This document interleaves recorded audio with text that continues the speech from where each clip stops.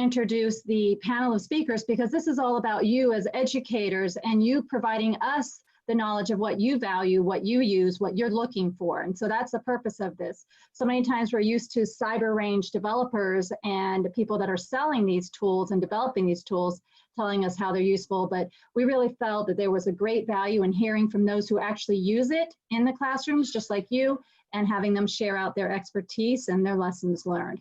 So I'm very grateful for the 4 experienced teachers that we have on our panel today. We have Ellen and Jennifer, both from Loudoun County, and then Christy and Katrina, both from, I believe, Spotsylvania County. Is that correct?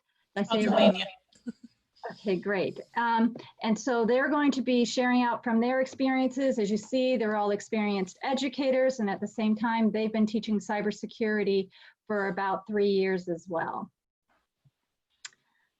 And with that, the agenda, we only have 45 minutes, but we're looking to be able to answer these questions. Why should educators integrate the cyber range into their courses? What are some of the most useful, helpful resources that cyber range provides? How does it support actual classroom curriculum and instruction? When should you use the cyber range and where should you start, especially if you're a new cybersecurity educator? All right, so again, this is information and I really look to our panelists to provide their insight, and if anyone else has anything to share or any questions, again, we're looking for interaction, but we wanted to start with why should educators integrate the cyber range into your courses?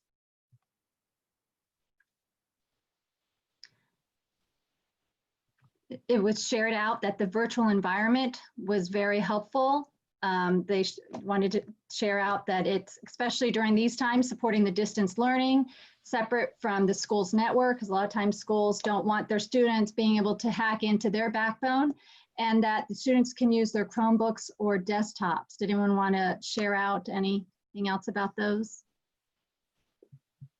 I think that was this is Katrina, that was the big thing is with cybersecurity, your hands are tied and your tech specialists are a little nervous that you would try to hack into the system. So we are so fortunate to have Virginia Tech and the creation of the cyber environment because the kids can go in there and play and we don't have to worry about them breaking the law, getting kicked out of school and things like that. So it gives them that safe sandbox to really explore. Yeah, and we're always teaching our kids it's okay to make mistakes. The problem is if you make a mistake on your home network or your home laptop, it may be unfixable, right? You may have done damage that you can't recover from. But on the cyber range, it is literally you pushing a button and you've recycled that kid's environment again, and it's right back to where it should be. So it's really a safe space for the kids to work. All right, and then another area was the support. It supports the course competencies and Virginia SOLs. Recently, we went through a mapping of the NIST and the NICE framework KSAs with the 6302 competencies in Verso. That should be released soon. And there's actually with Verso, so with everything with Verso being down and the unknown there, we're hoping that, it'll be released soon. And if you guys use a lot of the curriculum that's in the Virginia Cyber Range or US Cyber Range, whichever one you're using, you'll find that all of the curriculum out there is mapped to KSAs. So that's one of the requirements when we put any of the curriculum out there, that it's mapped. So I'm so glad that KSAs are now being mapped to Verso so that we as educators can actually look at all of our competencies. So that's really a great thing. There was a question regarding, will you be sharing that mapping? Chrissy, would you be able to speak to that? The mapping, it will be released soon. It's just been delayed due to other things and everything. So, but yeah, it should be released soon. Okay, thank you.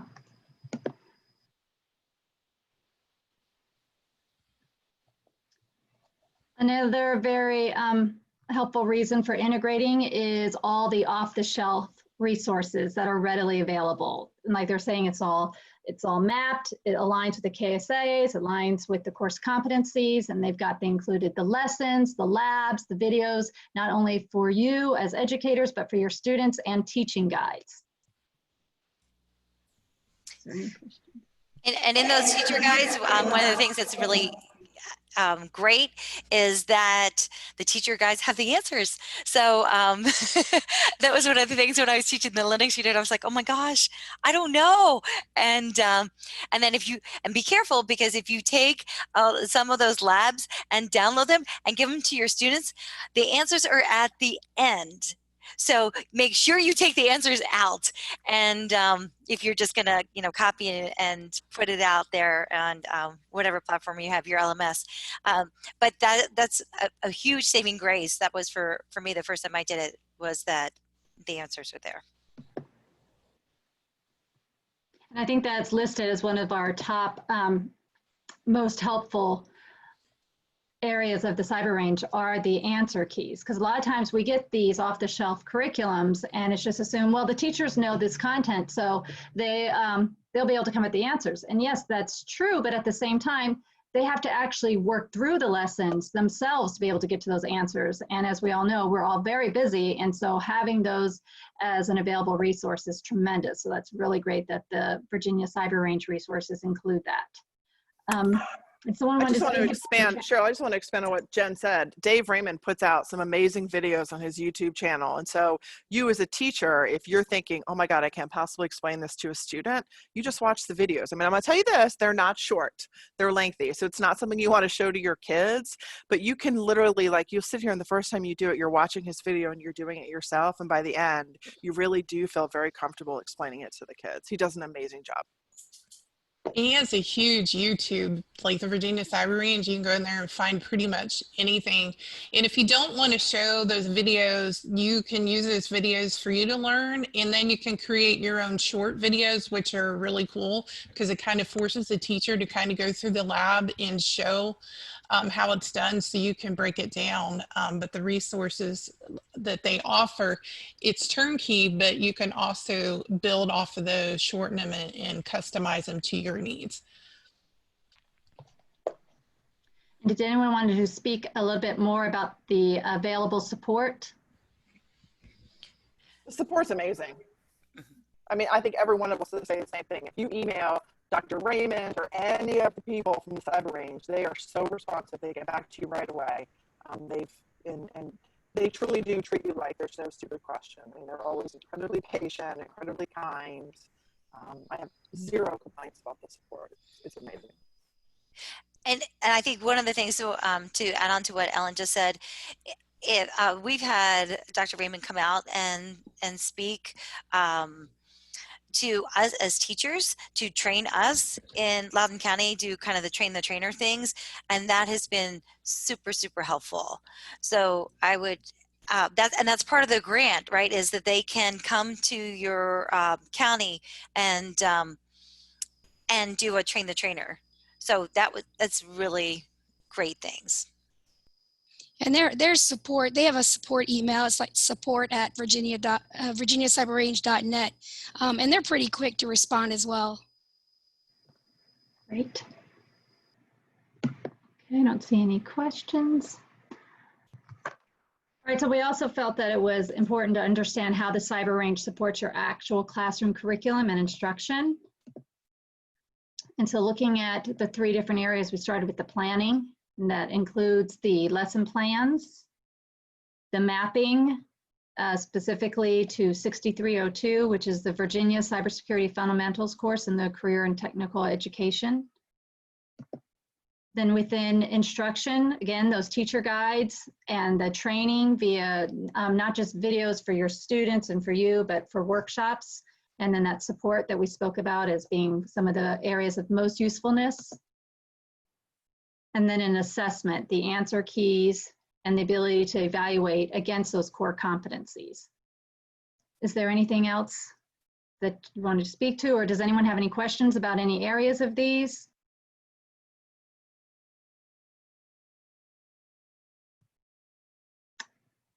Okay, so since we kind of covered most of this in our previous slides, we just wanted to identify it across these 3 areas. We'll go ahead and move on.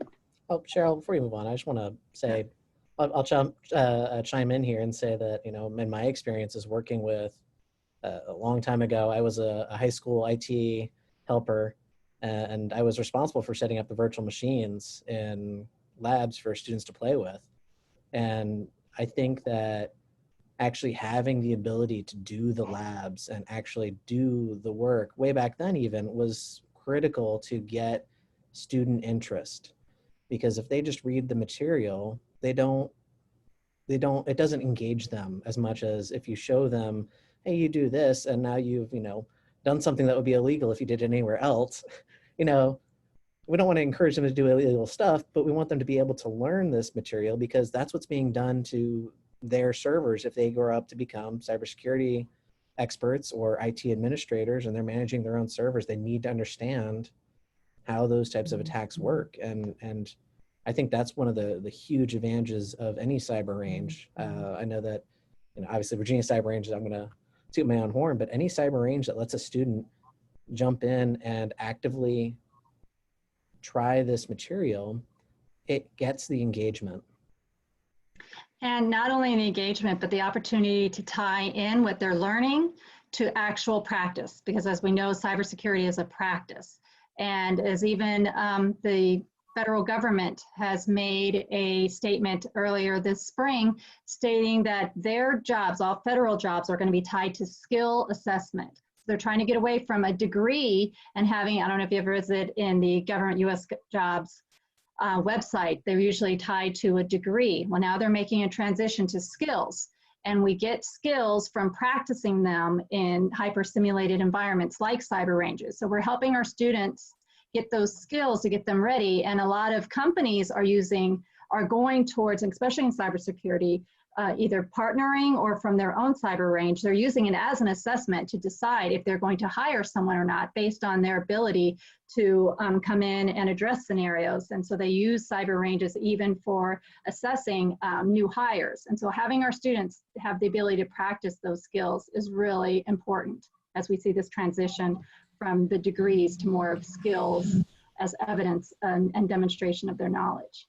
So yeah, I agree. This is Mark Lepker. I'll just make a little comment here before we move on. We're very happy. I've been working with David for a long time now at the National Cryptologic Museum out of our Cyber Center for Education, and Dr. Melissa Dark with our curriculum, and obviously the range has become an integral part, and we really appreciate that partnership. The point that was made, I just want to jump on and add another point to that until we know and until we can teach these our students about adversary behavior and about how a particular adversary will attack a system and to learn about the vulnerabilities of the system. And I love the comment about we lead them to fail and fail safe, and in these types of environments you just press a button and you reset it. But we need to get them comfortable with the fact that there are bad people out there, and these bad people are going to take advantage of these systems. And that, as good as we'd like to think everybody is happy and no one is trying to subvert our systems, nothing has changed since Cain and Abel. There will always be somebody who wants to take what you have, and it's no different in the IT realm than in the physical realm. And the students need to understand that, just like they do in the physical realm. I mean, they lock their cars. Why do they lock their cars? Because somebody wants to steal it.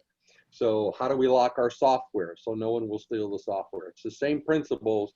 We just need to do it, and we need a safe place for them to play and to practice and to learn all the ins and outs of the attack paths and what bad people can do to their software. Hey, Cheryl. Yes. Hey, this is Mark DeVito. I just wanted to throw in a couple of points on this as well. And that is that I know that we're stressing the emphasis on being able to apply the skills that the students are learning. One of the things that I would also recommend, especially for high school and college students who are who are probably, I'll say, either more advanced or very much into what they're doing, is the opportunity to go to some of the local and lower cost hacker cons. So things like ShmooCon, things like especially B-Sides Nova, B-Side DC. I speak from that from sort of a personal area of enthusiasm for me. I'm actually one of the folks who helps run the Wireless Village CTF for B-Side. Well, actually, we go to most of the major cons. We're at Black Hat, DEF CON, B-Sides, all those. And we run a variety of wireless CTFs. And that's one of the things that I know as a group of folks who run it. One of the things that we love most is when we start to see younger folks come and start to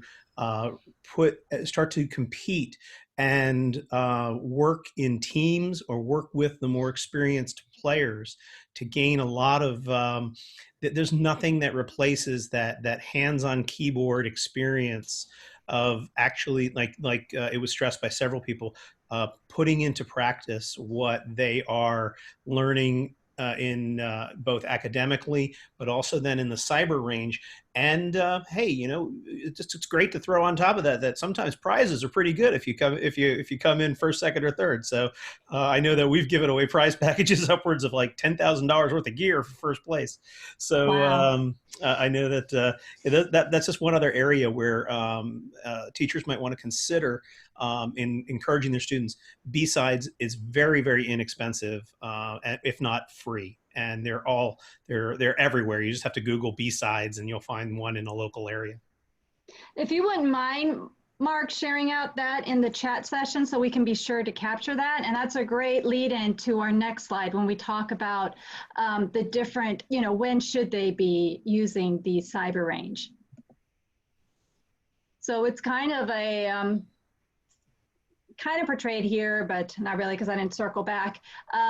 At all different times during your professional learning, through your classroom instruction, as well as these other opportunities for enrichment, such as the competitions that you were speaking of, Mark, the competition events, or even certification preparation, if students are seeking some of those industry level certification, the cyber range can assist with that.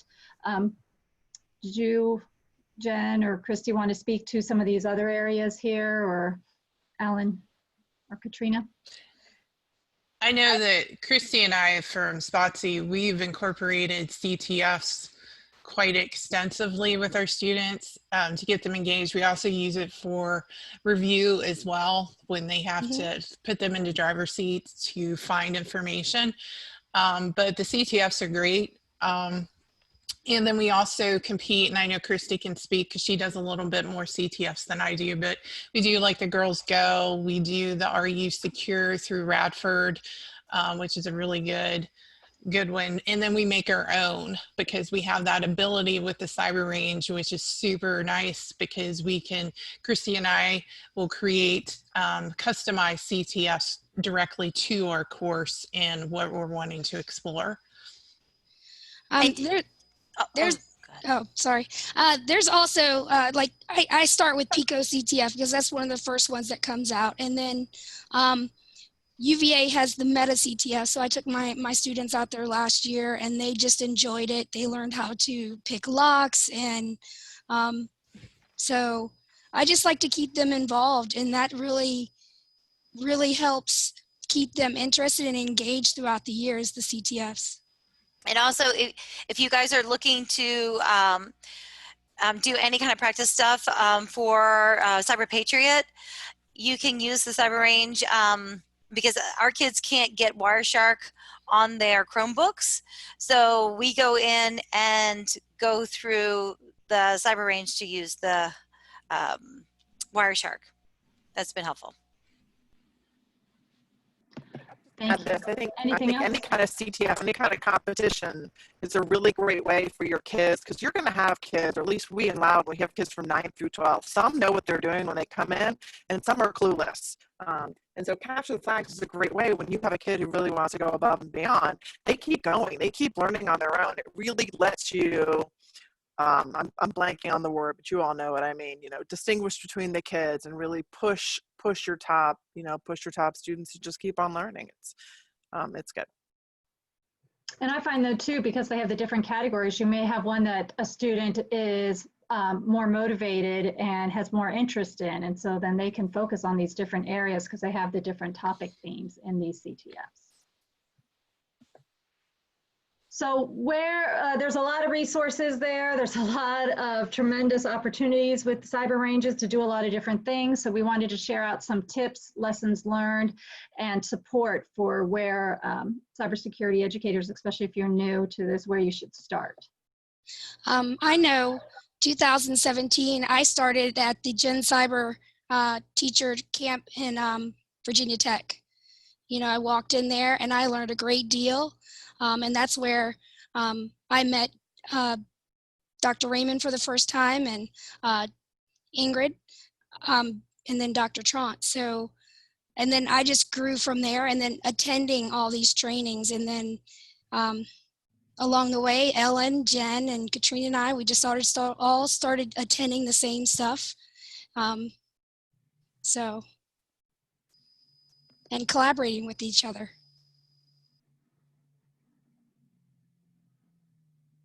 Anybody want to speak to this? Yeah, this is one of the areas that I was telling the guys about this year.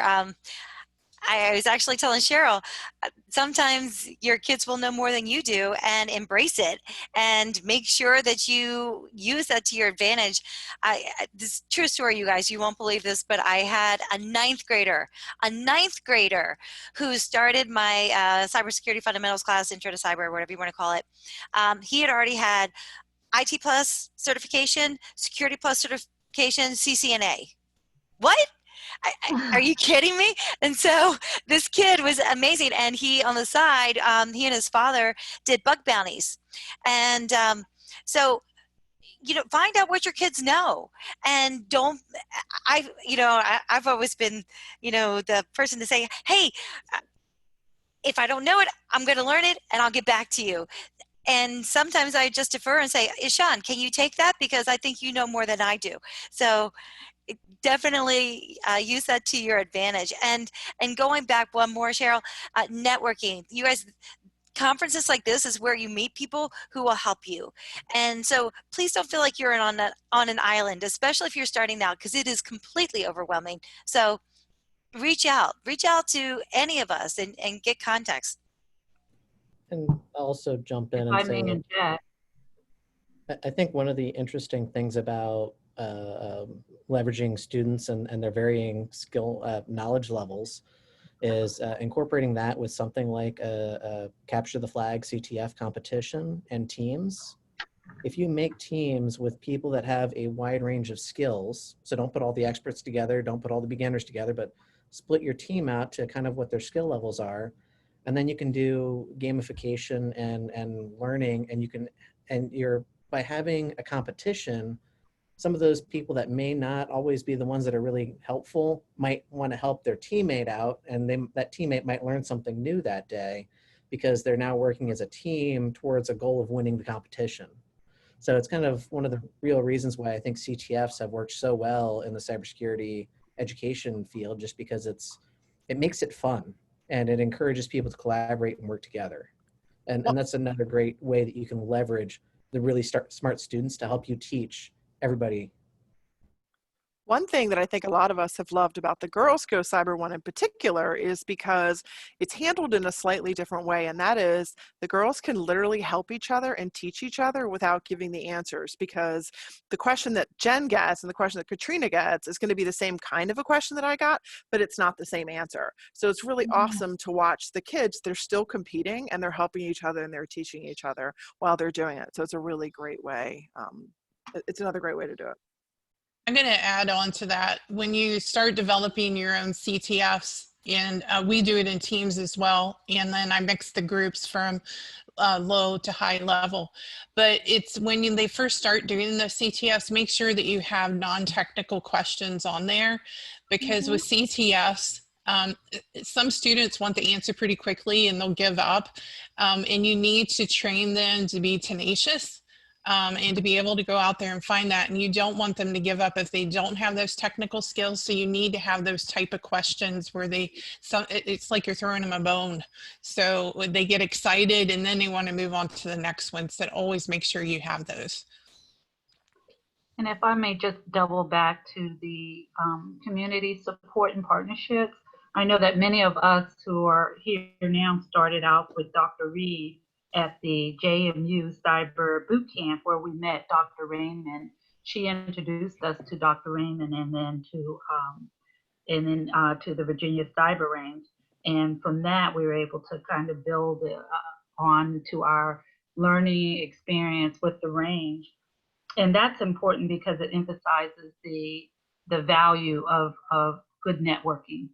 And one other thing I want to add is recognizing and valuing aptitude with our students. Some of them might not be very familiar initially with cybersecurity or the field, but some other students have the aptitude for cybersecurity because their parents are already engaged in it, and they are passing that skill down to their student, and their student, if they're willing, can share that with the whole class.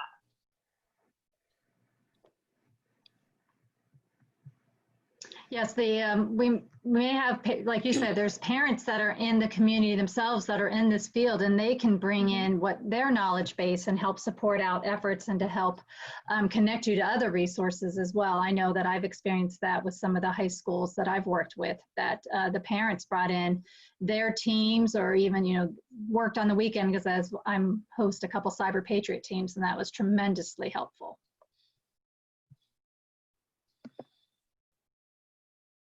All right, so we wanted to list out some of the resources that the Cyber Range has that supports these competitions and events, as well as certifications.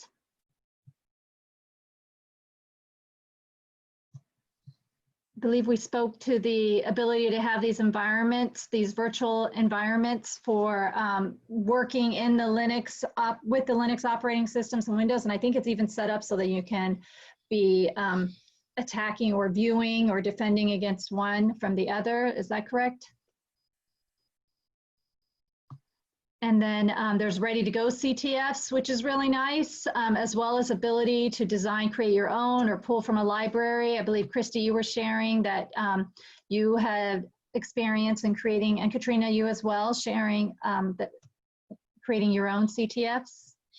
Yes, and then with the new platform that the Virginia Cyber Range that Dave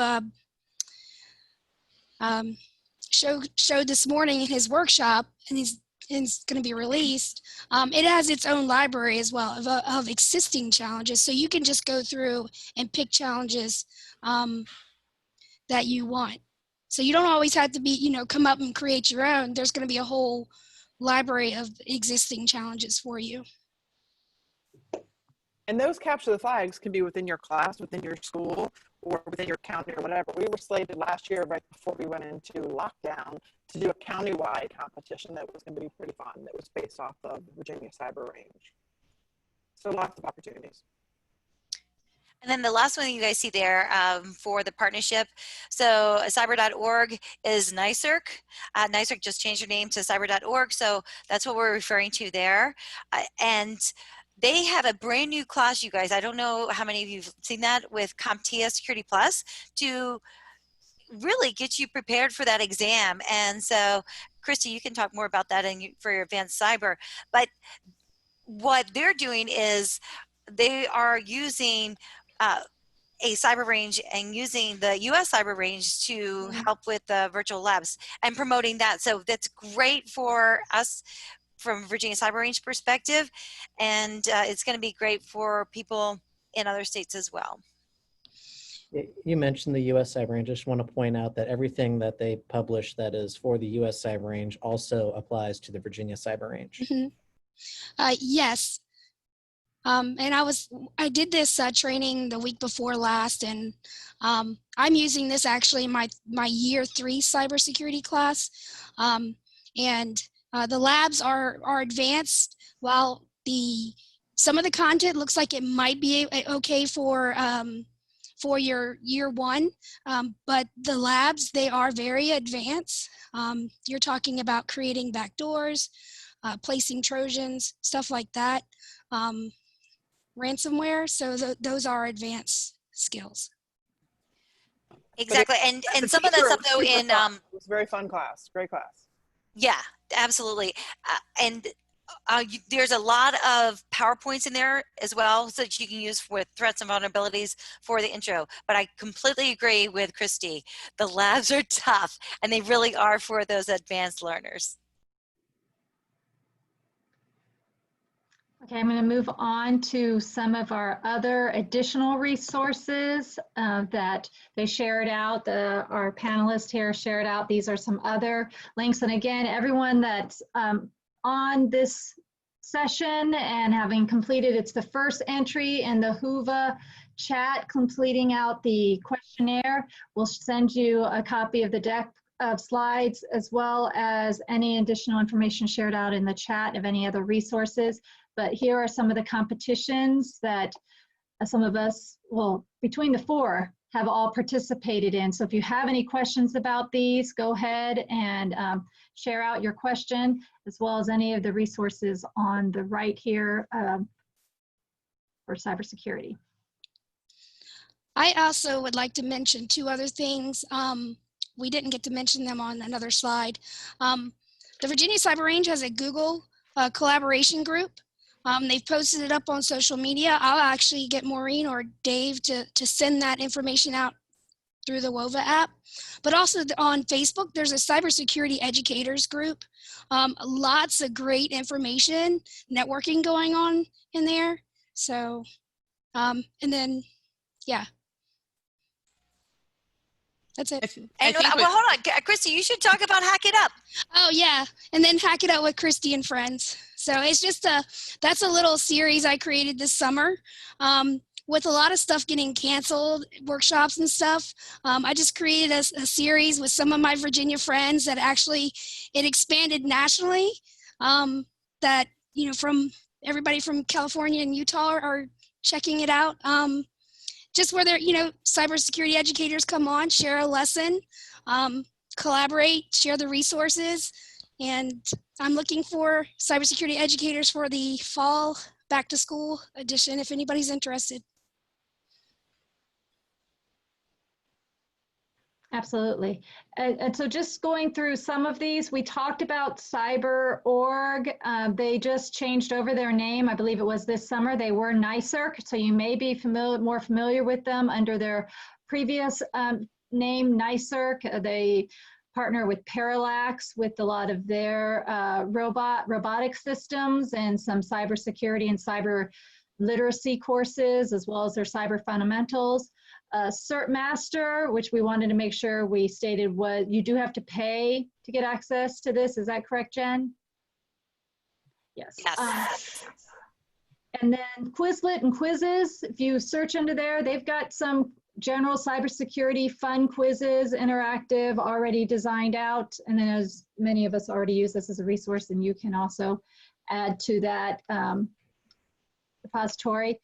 Code HS, as well as Code VA, also has some curriculum resources. And then there's a group up at Northern Virginia Community College that have a program, Systemic. Does someone want to speak about that briefly? So a bunch of us from the Loudoun and Fairfax took part of the NOVA. We did the NOVA Systemic program in the, oh my gosh, fall, early winter. And they had different programs. They had cyber, robotics, and I can't remember, there were a couple others. And I don't know if all of their things are free, but these were free, and they were incredibly worth it. I mean, I think we might have one of the, I know at least one of the instructors is in the conference. I don't know if he's joining us today, if he wants to speak about it. I didn't look at the participants, but it was a great program. Highly recommended it. We also wanted to share another opportunity, especially since it's virtual this year, the NICE conference. I believe it was going to be in St. Louis, if I'm correct, but that was canceled earlier this summer as well, and they're going virtual. And that's another opportunity for sharing out resources and networking. And I believe we also spoke briefly about the GenCyber summer camps And on the left, if anyone has any questions or any wanting to share out, the PICO CTF is open and available to high schoolers. I believe they usually do this in the fall, open it up each year, but then they also sometimes have the previous years. And if you do searches online, you can find someone's come up with the answer keys and created a video. So we've actually done that with our students in one of my previous classes. We've used a previous year. And so then I had the answer keys to help me guide them on to the answers and help them out with that. So we've used a previous to help us prepare for the current year's competition. Radford University has a CTF that they do for high schoolers. They have their college level students help out with that. And the Meta CTF is one at University of Virginia. They have it for both high schools and college students. The Girls Go Cyber Start, they also have just a Go Cyber Start, correct? Yes. The Cyber Start Go is just a like practice round. But then they after the Girls Go Cyber competition, they open up the Cyber Start game, and that's for everybody. And they should be releasing something this fall to compete. And then the Air Force Association's Cyber Patriot program, which usually has teams of 6 students per team, and there is a cost associated with registering your teams, but then there's a tremendous amount of resources available for supporting out that effort as well. Is there anything I missed? Anything to add? Yeah, so Cheryl, one more thing on the GenCyber summer camps. So I don't know if y'all know, it's not just for teachers. So there are GenCyber camps for teachers, but there's also camps for students. And same with Cyber Patriot. So your students could go to a summer camp for Cyber Patriot as well. Mm-hmm. Also, Nova Systemic has training for teachers, but they also have a cyber camp as well for students. I taught co-taught a cyber camp this summer. Wonderful, thank you. Does anyone else have any resources that they that weren't mentioned here that they found was very helpful?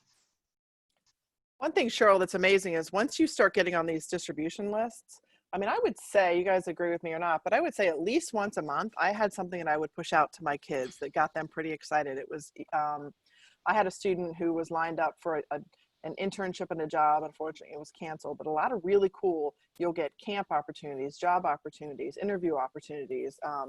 And it's amazing stuff to share with your kids who are the ones who are more interested.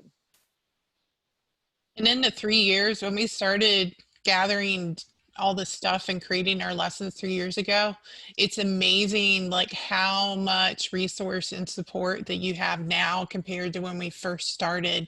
So I can't even imagine how it's going to grow and continue to grow. And it's just really, really good for the kids.